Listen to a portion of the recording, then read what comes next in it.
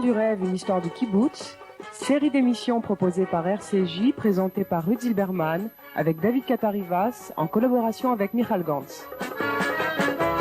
Bonjour, et aujourd'hui notre émission sera consacrée à la contribution du kibbutz à la société israélienne et à la vie politique israélienne en général. Dans une de nos dernières émissions consacrées à la culture du kibbutz, nous avions vu à quel point le kibbutz représentait au niveau culturel et en particulier au niveau du judaïsme un pôle d'attraction pour toute la population israélienne, une sorte de pôle alternatif entre une laïcité pure et dure et un judaïsme plus orthodoxe, disons. Alors nous essaierons aujourd'hui d'approfondir justement cet aspect des choses et voir les rapports entre la culture de kibbutz et la société israélienne, mais le poids du kibbutz ne saurait se réduire à cet angle culturel, il est aussi économique, politique, social, voire même écologique. Alors peut-être pourrions-nous revenir, David Katarivas, sur les différents aspects de la contribution du kibbutz à la vie israélienne et en premier lieu donc sur le problème de la culture. Bon, alors sur le plan de la culture, il ne fait pas de doute que le kibbutz a créé un certain nombre de choses, un certain nombre de formes d'expression qui ont été finalement adoptées par l'ensemble du pays, qui s'inscrivent aujourd'hui dans le cadre de la culture israélienne générale. Je pense en particulier à la création de certains festivals.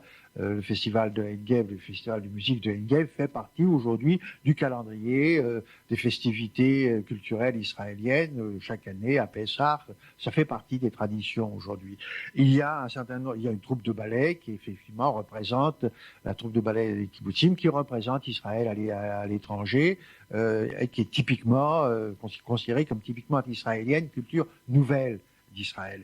Il y a des galeries d'art qui sont spécialisées dans la présentation des œuvres d'artistes du kibbutz. Il y a les écrivains des kibbutzim, il y a la maison d'édition des kibbutzim, il y a les collèges régionaux qui sont très souvent la création ou ils sont le résultat d'une initiative locale et qui ensuite se développent et dépassent le cadre purement kibbutzik. Il y a le séminaire de formation d'enseignants à l'origine pour les kibbutzim, mais par la suite un certain nombre de ces enseignants quittent les kibbutzim, mais sortent quand même de ces collèges ou de ces séminaires avec une formation particulière. Donc il y a différents aspects, différents domaines dans lesquels le kibbutz a laissé son impact sur la vie culturelle israélienne.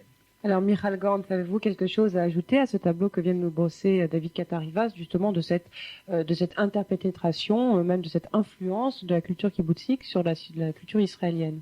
Oui, je pense qu'on peut, on peut compléter ou tout au moins préciser l'apport culturel dans deux domaines. Il y a un apport culturel que j'appellerais général, universel, qui a contribué, comme vient de le dire David, à la culture nationale du pays. Et il y a l'apport dans la mise en valeur ou dans la mise en pratique de certaines valeurs qui sont inhérentes au judaïsme. C'est-à-dire que j'appellerais un apport culturel spécifique. Cet apport culturel a commencé d'une façon un petit peu choquante par effectivement une réadaptation à la manière moderne ou peut-être parfois trop moderne de certaines valeurs du judaïsme et de certaines célébrations des fêtes juives. Nous en avons parlé dans la dernière émission, justement. Mais cette fois-ci, maintenant, le courant le plus général, d'ailleurs c'est une réouverture de l'intérêt des kibbutzim aux textes fondamentaux, aux grands textes du judaïsme. Il y a d'ailleurs dans ces séminaires de formation des enseignants dont vient de parler David, des cours de judaïsme qui sont des cours qui ressemblent tout à fait à des cours qu'on pourrait donner dans d'autres structures non kibbutziques, mais qui sont les valeurs fondamentales du judaïsme qui finalement se rapprochent beaucoup des valeurs fondamentales de ceux qui ont créé le kibbutz, en particulier les rapports de l'homme à l'homme, le rapport de l'homme avec son prochain et le rapport de l'homme avec le monde qui l'entoure, qui sont une optique kibbutzique de voir le judaïsme. Et cette optique, je dirais que cet aspect de la contribution à la culture israélienne, juive et contemporaine ne fait que de se développer. Nous n'en sommes qu'à nos débuts dans ce domaine-là. C'est peut-être le domaine qui prend le plus d'ampleur maintenant, de l'intérieur des valeurs juives. Très bien. Alors donc voilà pour l'aspect culturel et pour ce rapport entre kibbutz et société israélienne. Alors j'aimerais que nous revenions maintenant, David Katarivas, au problème, un problème qui est quand même assez essentiel, c'est la contribution économique du kibbutz à l'économie, donc à l'économie israélienne. Alors, peut-être en premier, pourrions-nous revenir sur la part de l'agriculture, qui est quand même assez évidente. L'agriculture israélienne n'existerait pas s'il n'y avait pas eu les kibbutzim, s'il n'y avait pas eu la forme kibbutzique pour mettre le territoire de l'État en valeur avant la création de l'État et depuis. Il y a un certain nombre de choses qui ne pouvaient pas être faites par des paysans à titre individuel, par des agriculteurs privés, et qui ne pouvaient être faites que par les kibbutzim. Mais le résultat, ça a été effectivement une grande partie de la production nationale, de la production agricole nationale, produite par les kibbutzim. Aujourd'hui encore, la part des kibbutzim dans la production agricole nationale est de 40%.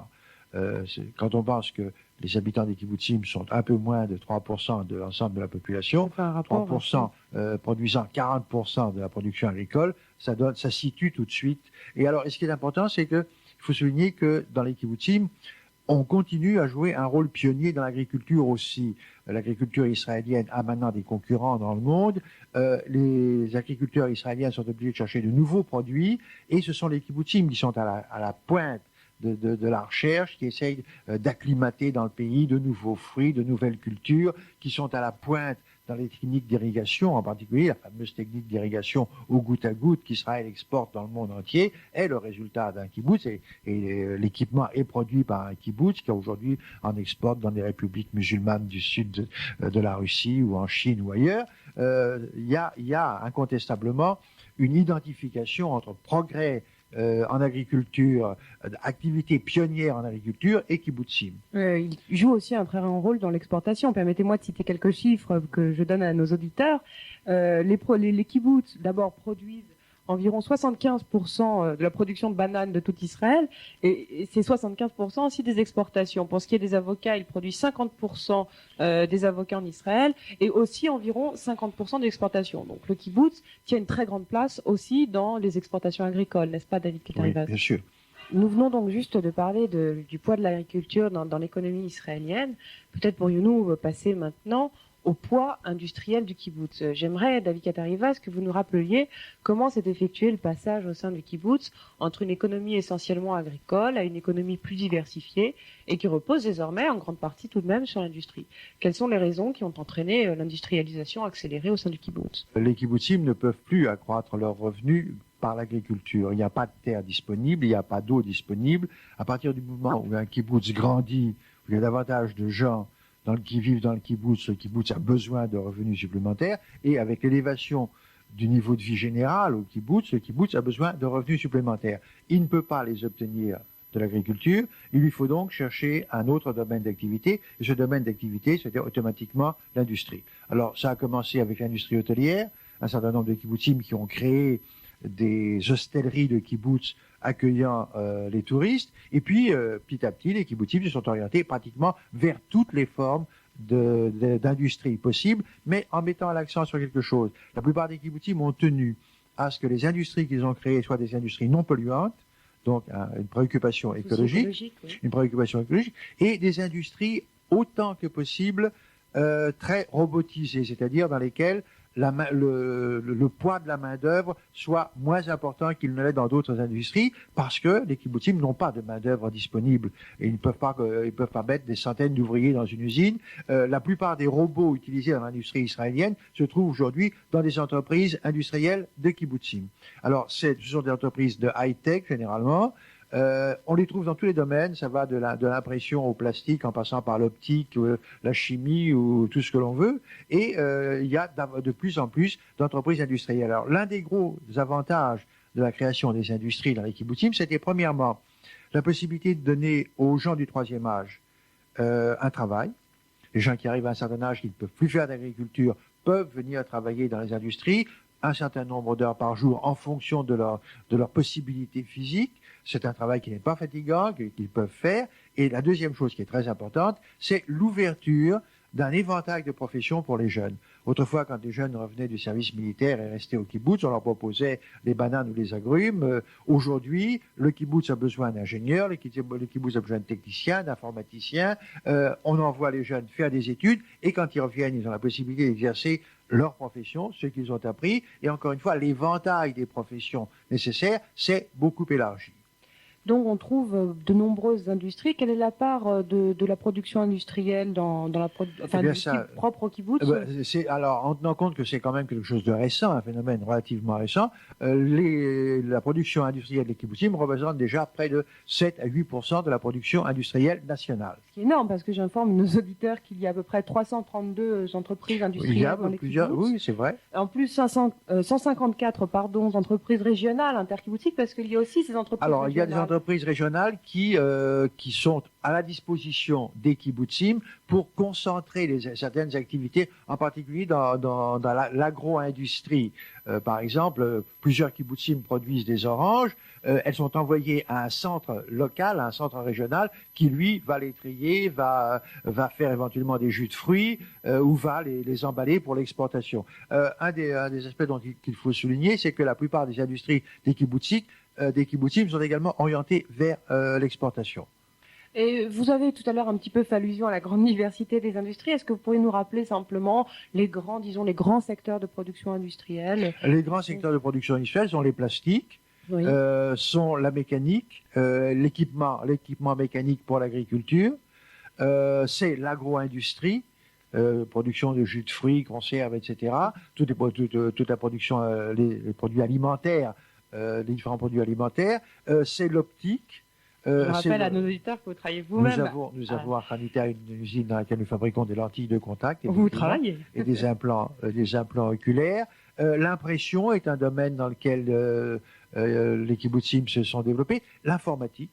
Les kibbutzim font à la fois du soft et du hardware, construisent des ordinateurs et préparent des programmes pour du logiciel qui est vendu, qui était parfois même exporté. Il y a pratiquement pas de domaine textile, naturellement. Il y a pratiquement pas de domaine de la vie industrielle en Israël où on ne trouve au moins une ou deux entreprises kibbutzim. En conclusion, donc agriculture et industrie réunies, la part de la production kibbutzik dans la production, enfin dans l'économie israélienne, enfin le kibbutz a vraiment un très très grand poids. Le kibbutz pèse d'un poids certain dans l'économie nationale. Et qui n'est pas tout à fait proportionnel, enfin avec... Certainement, mais tout ce que le kibbutz a fait n'a jamais été proportionnel au nombre de ses habitants, à la place à son rôle ou à sa place purement démographique. Le nombre de pilotes dans l'armée qui sont originaires des kibbutzim, ça n'a rien à voir avec les 3% de la population que représentent les kibbutzim. Alors c'est ce que nous sommes en train de voir de plus en plus. Alors j'aimerais maintenant revenir à un aspect un petit peu plus politique. On se souvient que jusqu'en 1948, c'est ce dont nous avons parlé dans nos premières émissions, les missions nationales remplies par le kibbutz, intégration de l'immigration, occupation du territoire, ont été telles que le kibbutz est véritablement devenu une avant-garde, un modèle pour l'ensemble du Guichouf, c'est-à-dire la population juive de Palestine. Dès lors que les frontières d'Israël ont été un peu assurées, cependant, dès lors surtout que des institutions, à partir de 1948, à partir de l'indépendance d'Israël, donc que des institutions étatiques ont pu prendre en charge les destinées nationales, n'y a-t-il pas eu un amoindrissement du rôle politique du kibbutz, de son rôle national, tendant peut-être à creuser un fossé entre lui et le reste de la population israélienne? Qu'en pensez-vous, David? Bon, il y a eu effectivement le fait que les kibbutzim n'ont plus à remplir un certain nombre de missions purement nationales. Alors, ils ont tendance à se replier un peu sur eux-mêmes et à se préoccuper davantage de l'amélioration de leurs conditions de vie, de l'amélioration de leurs revenus, l'amélioration de cette forme de vie que constituent les kibbutz, qui, effectivement, n'est plus à identifier avec l'ensemble de la population de l'État d'Israël. Les idéaux qui inspirent les gens vivant dans les kibbutzim ne sont plus ceux qui inspirent l'ensemble de la population. Il y a certainement un fossé entre le mode de vie, la manière de penser des gens des kibbutzim et le reste de la population. Alors tout de même, David Katarivas, vous nous parlez d'un fossé grandissant entre la société kibbutzik et la société israélienne. Et il est vrai que d'ailleurs quelques partis ont un petit peu de manière démagogique entretenu ce fossé en montrant un petit peu du doigt les kibbutzim, en disant aux gens qui étaient un petit peu moins favorisés, des gens qui vivaient donc dans le reste d'Israël, en leur disant « Regardez, ceux-là, c'est vraiment des îlots de prospérité, ce sont eux qui vivent bien, alors que vous, parfois qui n'êtes pas kibbutzik, eh ben, vous avez du mal. » Mais tout de même, il y a eu un ancrage du kibbutz dans la vie politique, alors et dans la vie sociale surtout. Il y a une action. politique et sociale. Nous avons vu à quel point les fédérations de kibbutzim étaient liées aux partis politiques. Donc les kibbutzim ont participé à la vie politique. Il y a une identification certaine entre les partis politiques socialistes et les kibbutzim. Encore que l'on trouve aujourd'hui, mais ça, le problème de la gauche et de la droite en Israël est un problème qui mériterait peut-être une émission à lui tout seul. Encore que l'on trouve aujourd'hui dans un certain nombre de kibbutzim de gauche, des gens qui votent ce qu'on appelle à droite, pour des raisons qui sont des raisons de défense nationale, de sécurité, de conception de la sécurité, et non pas pour des raisons liées au système socialiste du kibbutz. Donc il peut y avoir des kibbutznikim qui votent à ce qu'on appelle à droite, et il y a eu effectivement dans tous les partis de droite aujourd'hui un certain nombre de gens qui sont originaires de kibbutzim, où il y a eu des voix pour les partis de droite dans un certain nombre de kibbutzim, en particulier sur le Golan, parce que il y a un problème précis d'évacuation du Golan, auquel même des gens de gauche apportent une optique particulière. Mais je crois que ce qui est important de souligner, c'est le kibbutz considéré comme pépinière, comme réservoir d'hommes ayant une action politique. Alors, il fut un temps où il y avait au gouvernement israélien 4 ou 5 membres des kibbutzim. Il y avait à la Knesset une bonne douzaine de membres de kibbutzim. Ça a changé à partir du moment où le régime a changé en Israël. On a vu arriver au pouvoir un gouvernement de droite. Alors là, il n'y avait plus de kibbutznikim au gouvernement. Ça recommence maintenant avec le nouveau gouvernement où il y a de nouveau des membres de kibbutzim, où il y a de nouveau davantage de membres de kibbutzim participant à la vie politique. On trouve les membres des kibbutzim dans la vie syndicale, c'est normal.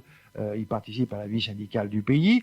On les trouve parfois à la rédaction de journaux, et les journaux sont toujours des journaux politiques en Israël, donc ils apportent leur contribution dans ce domaine également. La vie politique israélienne serait impensable, en fait, sans l'apport d'un certain nombre de membres de kibbutzim. Alors, il y a aussi des initiatives sociales. Je pense par exemple aux efforts de réinsertion, par exemple, de jeunes délinquants, entrepris par certains kibboutz. Est-ce que c'est une action ponctuelle ou c'est une action qui a tendance à se développer? Non, c'était une action ponctuelle. Il y a un certain nombre de choses, effectivement, que les gens des kibbutzim peuvent se permettre de faire et que d'autres ne peuvent pas faire. Alors, réintégrer des délinquants dans la société, une famille ne peut pas faire ça toute seule. Un kibbutz peut. Alors, il le fait une fois, puis ça devient tout de suite un mouvement. Alors, une fois qu'on a réussi une opération, alors pourquoi ne pas continuer? Il y a toujours des gens disponibles dans les kibbutzim, et il y a surtout de la part des kibbutzim la volonté de laisser des gens, de permettre à des gens qui ont quelque chose, qui ont une idée, qui ont quelque chose à réaliser, de le réaliser. On peut tout faire au kibbutz à partir du moment où on est, selon l'expression typiquement israélienne, meshuga ladavar. Ça veut dire qu'on a une idée fixe. Alors quelqu'un qui a une idée fixe, que ce soit en sport ou que ce soit en réintégration de délinquants, obtiendra du kibbutz une possibilité d'action, une marge d'action. Alors en définitive, David Katarivas, pensez-vous que les kibbutzim puissent encore aujourd'hui incarner aux yeux de la population israélienne, peut-être pas un modèle absolu, mais en tout cas un modèle de lutte contre les inégalités sociales, en tout cas de lutte pour une société meilleure? Les kibbutzim continuent d'incarner une aspiration à une certaine forme idéale de société. Qu'aujourd'hui, beaucoup d'Israéliens considèrent que l'important dans la vie, c'est d'avoir un appartement plus grand, une voiture d'un modèle plus récent. Bon, c'est un fait, nous ne pouvons rien. Les kibbutzim resteront leur mauvaise conscience.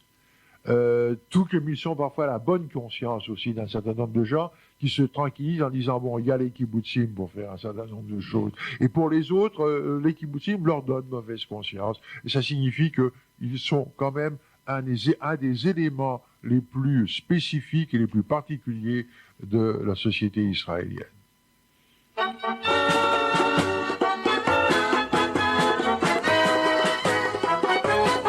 C'était Les Enfants du Rêve, une histoire du kibbutz, série d'émissions proposée par RCJ, présentée par Rudy Berman avec David Katarivas, en collaboration avec Michal Gantz.